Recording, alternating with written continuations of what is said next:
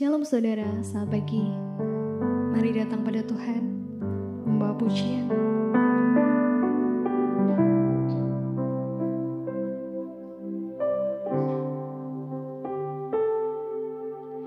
Mataku tertuju padamu, segenap hidupku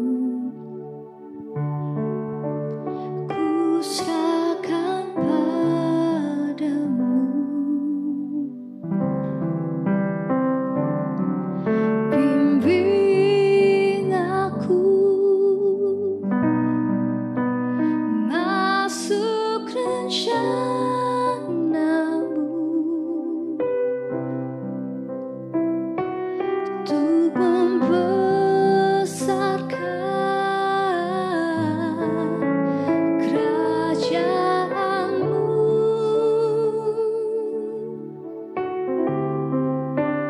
Ku mau mengikuti kehendak-Mu ya Bapa.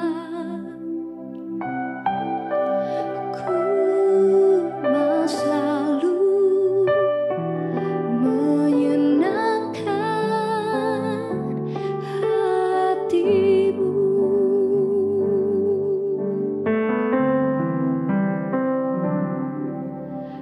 Mataku tertuju padamu, segenap hidupku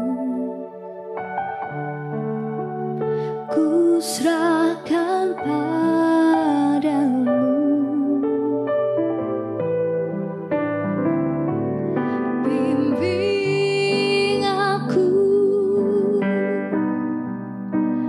masuk rencana-Mu untuk membesarkan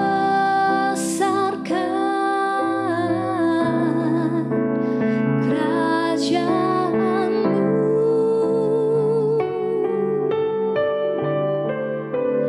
Ku mau mengikuti kehendak-Mu ya Bapa. Ku mau selalu menyenangkan hati-Mu.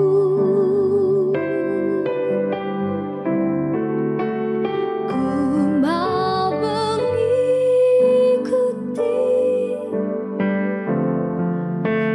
kehendak-Mu ya Bapa.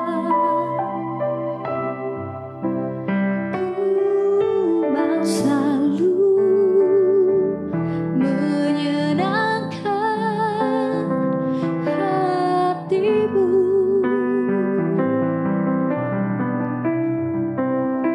Ku mau selalu menyenangkan hati-Mu.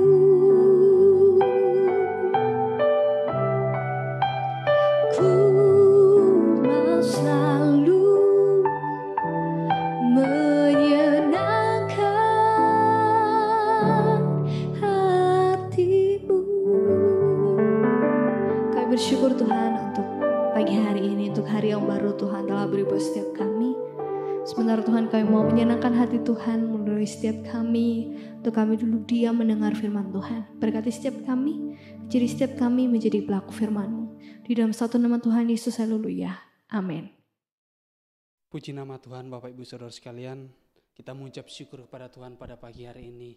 Di bulan yang ke-7 kita mendapatkan pertolongan Tuhan. Di awal tahun kemarin orang prediksi hari ini, tahun ini adalah tahun yang berat. Tapi kita bersyukur anak-anak Tuhan, anak-anak yang mengikuti Yesus Kristus selalu dijaga dan lindungi, selalu disertai oleh Tuhan, sehingga keadaan apapun yang ada di sekitar kita membawa kita untuk menikmati kebaikan-kebaikan Tuhan. Bapak Ibu Saudara sekalian, kita mau merenungkan satu kebenaran firman Tuhan pada pagi hari ini yang terdapat di dalam 1 Tesalonika pasalnya yang kelima ayat yang 18. Saya akan bacanya dengan cepat Bapak Ibu Saudara sekalian.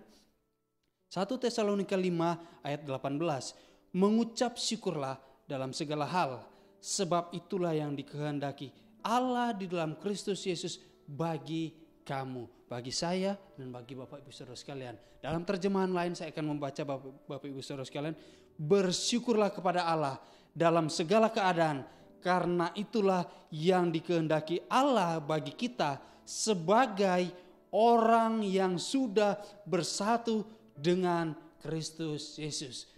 Terjemahan lain lebih jelas lagi Bapak Ibu Saudara sekalian, karena di sana dikatakan karena kita sudah menjadi satu dengan Kristus.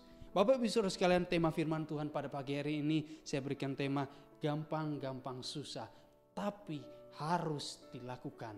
Bapak Ibu Saudara sekalian, ini gampang-gampang susah. Ketika kita berbicara tentang mengucap syukur, tidak semua orang berkata bisa seenaknya, segampang itu untuk mengucap syukur. Karena keadaan kita berbeda. Keadaanmu mungkin mengucap syukur dengan keadaan yang senang. Iya gampang, tapi keadaanku dalam keadaan susah, sangat sulit. Tapi firman Tuhan pagi ini mau mengajarkan kepada kita, sesulit-sulit apapun, keadaan berat apapun yang kita alami, harus mengucap syukur karena itu adalah kehendak Bapa. Yang pertama kita belajar dalam tema firman Tuhan ini gampang-gampang susah tapi harus dilakukan. Yang pertama itu karena mengucap syukur adalah jati diri orang Kristen atau pengikut Kristus. Ini yang ditanamkan oleh Rasul Paulus di dalam kehidupan kita, orang percaya masa kini. Ketika kita berada dalam keadaan yang berat, ketika kita dalam keadaan yang susah, kita harus mengucap syukur. Karena itu adalah menjadi jati diri kita, jati diri kehidupan kita, sikap kita sebagai pengikut Kristus.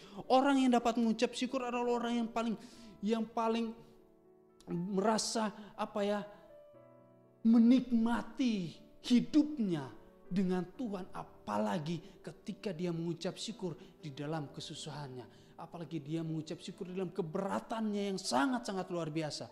Tuhan mau mengajarkan kepada kita, ayo mengucap syukur, karena itulah menjadi jati diri kita orang Kristen. Paulus saat ini ketika dia berseru ini, dia mengalami hal yang sangat-sangat tidak enak, sehingga dia mengatakan, ayo mengucap syukur, ayo tunjukkan jati dirimu. Jati diri kita adalah pengikut Tuhan, jati diri kita adalah pengikut Kristus. Itulah yang harus kita tunjukkan kepada dunia. Itulah yang harus kita tunjukkan kepada orang di sekitar kita. Sehingga apa? Kuasa Tuhan di dalam ketika kita mengucap syukur bisa dinyatakan dalam kehidupan kita. Kuasa Tuhan tidak akan bisa kita lihat ketika kita tidak mengucap syukur di dalam keadaan apapun yang kita alami pada saat itu atau pada saat ini. Kuasa Tuhan tidak akan pernah terjadi. Kita tidak pernah akan melihat kuasa itu. Karena apa? Di dalam kehidupan kita tidak ada yang namanya rasa syukur. Yang kedua Bapak Ibu Saudara sekalian, kita belajar yang kedua. Saya baca sekali lagi. Mengucap syukur dalam segala hal, sebab itulah yang dikehendaki Allah di dalam Kristus Yesus bagi kamu. Poin yang kedua dari tema firman Tuhan ini yaitu mengucap syukur adalah kehendak Bapa di surga. Mengucap syukur bukan adalah suatu keinginan dari Rasul Paulus kepada kita. Mengucap syukur bukanlah suatu keinginan yang diajarkan oleh pendeta hamba Tuhan atau pelayan Tuhan kepada kita. Tapi mengucap syukur adalah kehendak Allah Bapa di dalam kehidupan setiap orang percaya. Kenapa seperti itu Bapak Ibu Saudara sekalian? Karena kita manusia ini sering memiliki, tidak ingin mengucap syukur ketika ada masalah yang berat, ketika ada persoalan yang berat. Nanti mengucap syukur ketika dapat jackpot, ketika dapat berkat, ketika dapat ini, ketika dapat itu, kita baru mengucap syukur. Itu adalah kebiasaan yang sering terjadi dalam kehidupan manusia. Itu adalah yang biasa. Tapi di sini kita mau lihat, mengucap syukur di dalam segala hal. Mengucap syukur itu adalah kehendak Bapa, bukan keinginan pendeta, bukan keinginan hamba Tuhan, tapi keinginan Allah Bapa di dalam kehidupan orang percaya. Sehingga ketika kita mengucap syukur di situ, kuasa Tuhan diperlihatkan, kuasa Tuhan ditunjukkan di dalam sana. Kuasa Tuhan tidak akan pernah terlihat ketika kita tidak mengucap syukur. Mengucap syukur adalah kehendak Allah, karena Allah telah memberikan keselamatan kepada kita. Keselamatan yang diberikan kepada kita, itulah yang kita katakan mengucap syukur. Bukan tentang keadaan sekitar kita, bukan tentang ini, bukan tentang itu. Tapi keselamatan yang kita peroleh, keselamatan yang kita dapatkan, yang dinyatakan melalui Yesus Kristus, itulah kita mengucap syukur. Di situ titik tempat kita mengucap syukur. Kita melihat sana, di sana adalah keselamatanku. Memang keadaan ini berat, memang keadaan saat ini sulit, tapi di sana ada keselamatan. Di sana ada keselamatan. Keadaan ini berat, bisa terjalani karena di sana ada keselamatan. Di dalam Kristus ada keselamatan. Allah ingin kita mengucap syukur untuk melihat pengorbanan salib itu, untuk melihat apa yang dilakukan oleh Kristus di atas kayu salib. Dosa dihapuskan dengan salib, dan dengan salib kita mendapatkan keselamatan. Dan di sana juga Allah ingin memperlihatkan kepada kita, keadaan saat ini berat, keadaan saat ini susah, tapi kalau kita melihat di sana ada salib yang menantikan, yang memberikan kepada kita keselamatan. Ada tangan Allah yang terbuka menantikan kita untuk mengucap syukur kepada Allah. Disitulah Allah akan menunjukkan kuasanya di dalam kehidupan kita, sehingga kita tidak ada celah untuk dapat mengeluh. Bapak Ibu Saudara sekalian, siapa sih yang tidak punya masalah? Siapa sih yang tidak menjalani kehidupan ini dengan berat? Iya, berat, tapi bukti di bulan yang ke-7 ini Tuhan menunjukkan kasih-Nya kepada orang-orang percaya, kepada orang-orang Kristen, orang-orang pengikut Kristus yang setia. Dia menunjukkan bulan 7 sudah lewat, 6 bulan sudah lewat. Kita menjalaninya dengan ucapan syukur. Kita menjalaninya dengan rasa syukur kepada Allah. Karena di sana Allah menuntun kita. Karena di sana Allah membimbing kita. Bapak Ibu Saudara sekalian, mari kita lihat bahwa ketika kita mengucap syukur, di sana kuasa Allah dinyatakan. Ketika kita mengucap syukur, di sana mujizat Tuhan dinyatakan. Mujizat Tuhan akan dipetak-petakan ketika kita tidak mengucap syukur. Kuasa Tuhan tidak akan dinyatakan ketika kita tidak mengucap syukur. Jadi mari, memang gampang-gampang susah untuk mengucap syukur, tapi ini harus dilakukan karena ini adalah perintah untuk menjalankan kehendak Allah Bapa kita yang di surga. Tuhan Yesus memberkati kita semua. Amin. Firman Tuhan pagi hari ini.